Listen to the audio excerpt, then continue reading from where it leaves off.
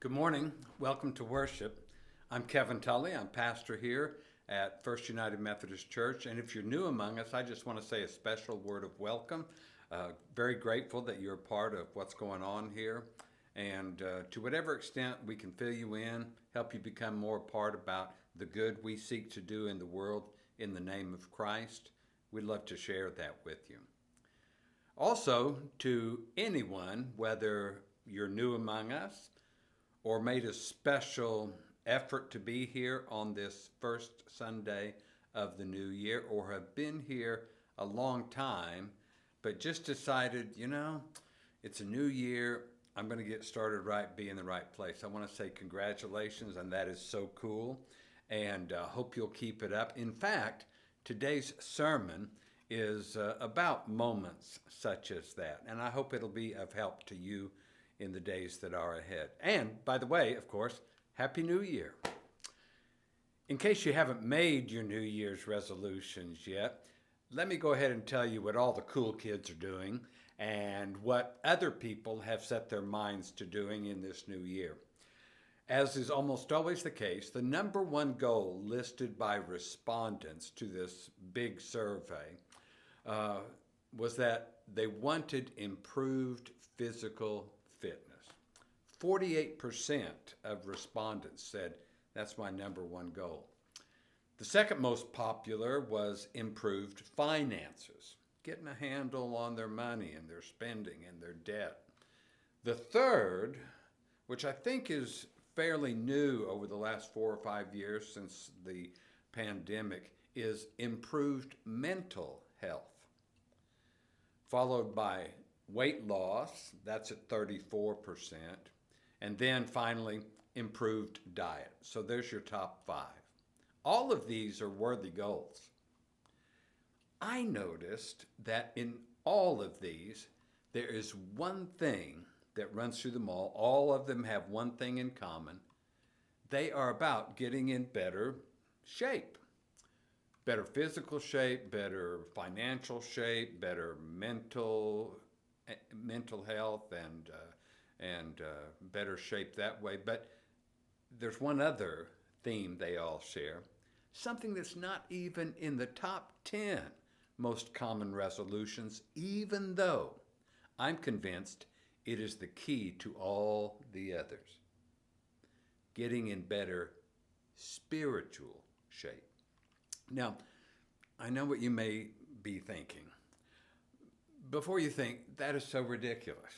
Spirituality doesn't necessarily have anything to do with getting in better physical shape or improving my financial statement. I know a lot of people who aren't spiritual at all, but they get in great shape or they pay attention to their mental health. Let me briefly make my case for why I think, actually, no, that spirituality is the one key to all the others. And for the moment, we can leave out matters of religion and the life of faith. Spiritual is a word that refers to that which is intangible, can't touch it, smell it, see it, taste it, intangible, but is nevertheless real. So, things like thought and love and prayer and feelings and faith and hate and disgust, all of those are spiritual things. And the reason spiritual health is the key to any improvement in any of these other areas of our lives is because there is something that precedes any action to improve our lives. It's that spiritual idea, the spiritual strength or determination or wisdom, the decisions which motivate any action we may take. A person doesn't just mysteriously find themselves at the gym or reading about healthy eating or doing a truthful examination of their income and spending unless something spiritual has happened. Something inside, an awareness, an insight, a hope, an honesty, a decision, an idea or a plan to improve things. Those are all spiritual things. You can't see them or touch them, but they are real and they can be so powerful.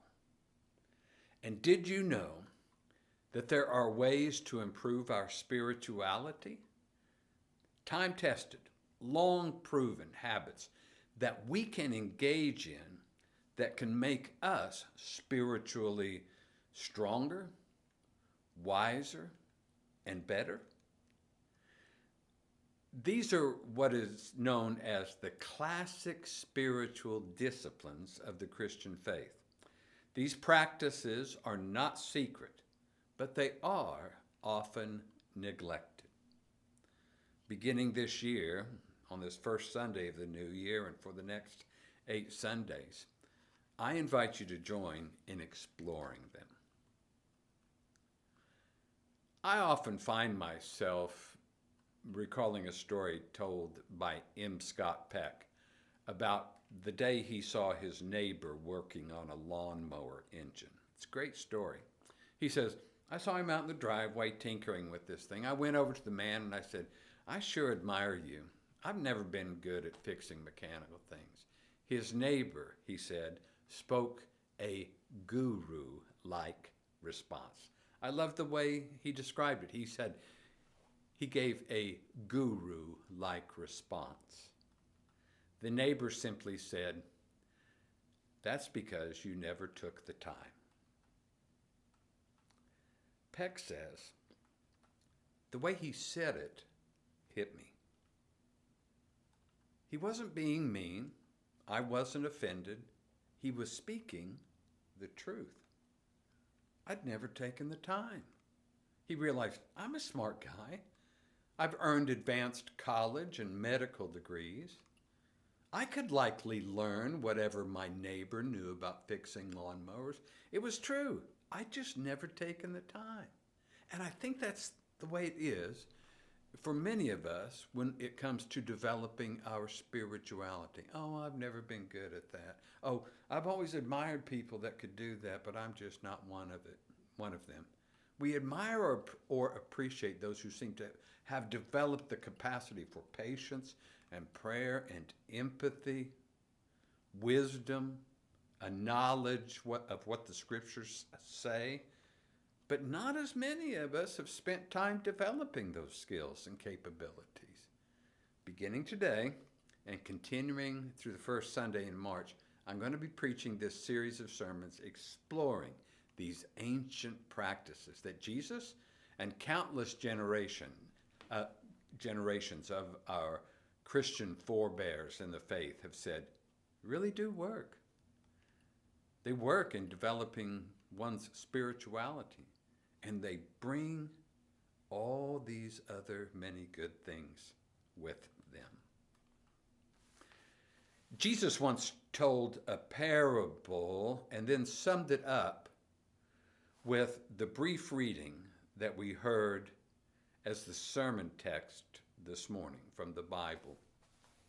He summed up the meaning of the parable with these words. For to all those who have, more will be given, and they will have an abundance.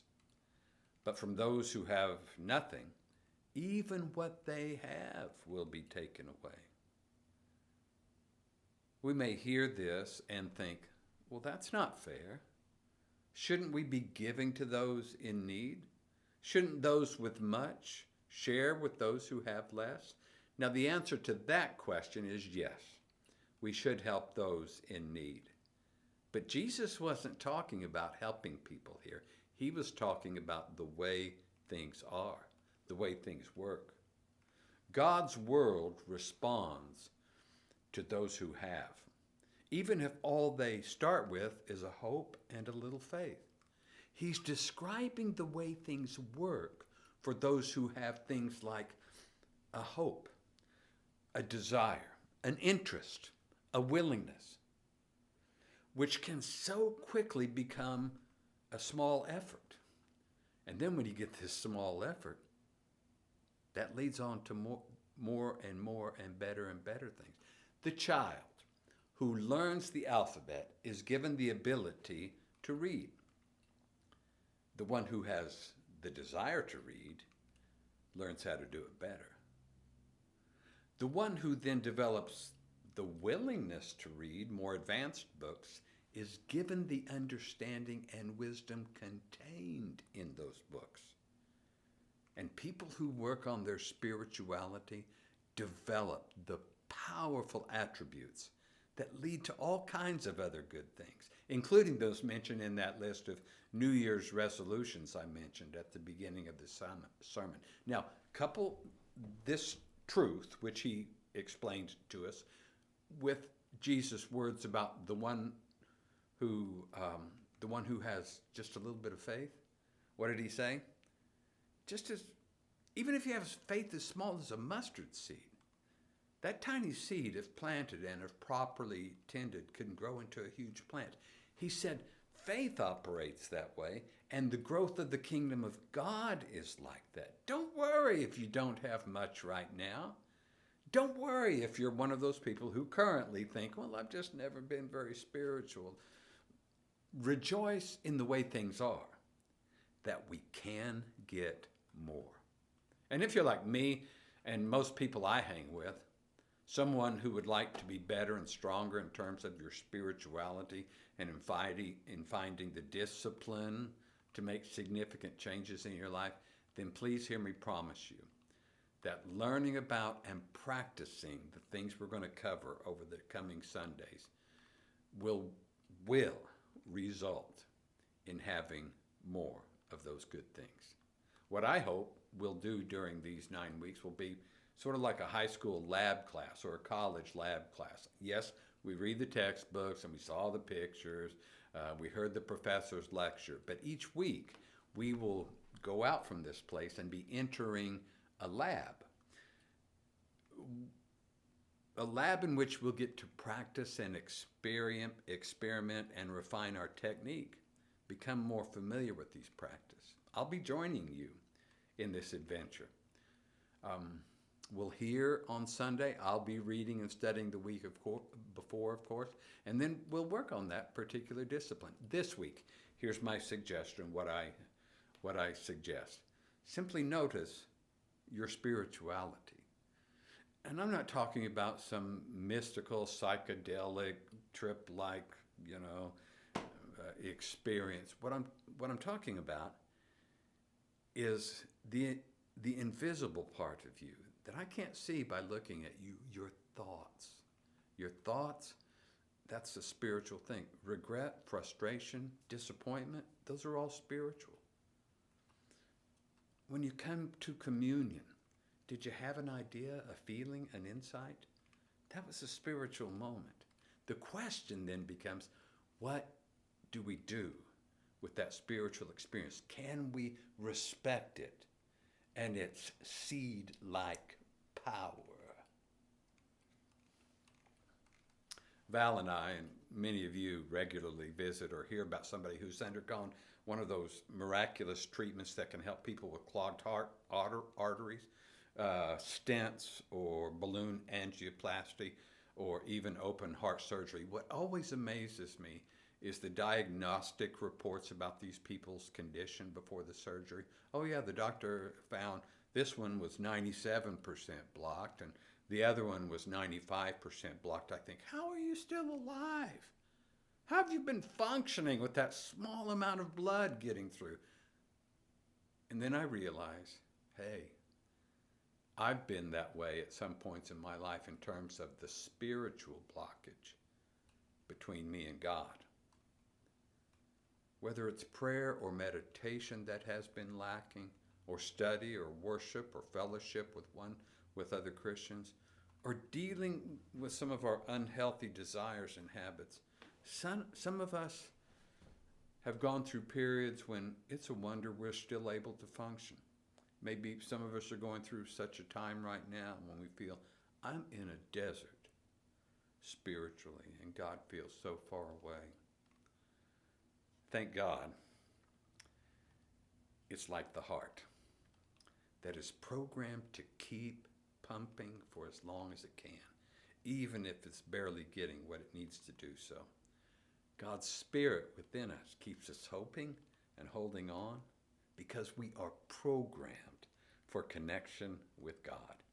Thank God that the Spirit keeps that connection alive in us, even if it's experiencing a lot of blockage at the present moment.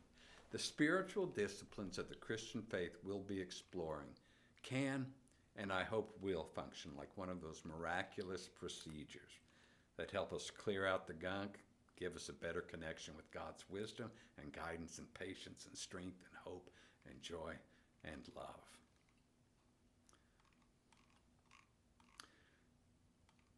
Isn't it true that even when we have so much for which to be grateful, in some cases, because we have so much, we don't lean in the direction of that which is most essential?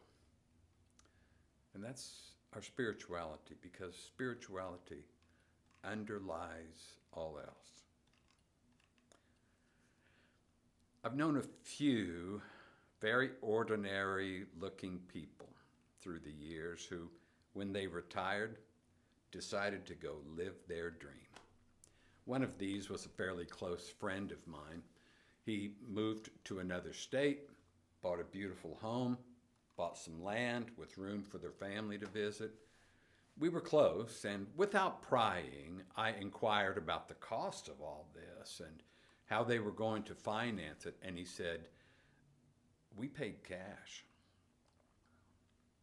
And I realized they were able to do this because of the countless small sums they deposited into the bank over many years. They'd worked for a long time on this project of theirs. All those years of working toward their goal, and now they possessed it. And that's the way it is and can be with us and our spirituality. The person who makes these daily deposits of prayer and study and kindness and empathy and listening and wrestling with their lower desires is the person who amasses the spiritual strength, not only to have those things in their daily living, but also has the spiritual strength to guide them through almost any challenge or tragedy they might encounter in life.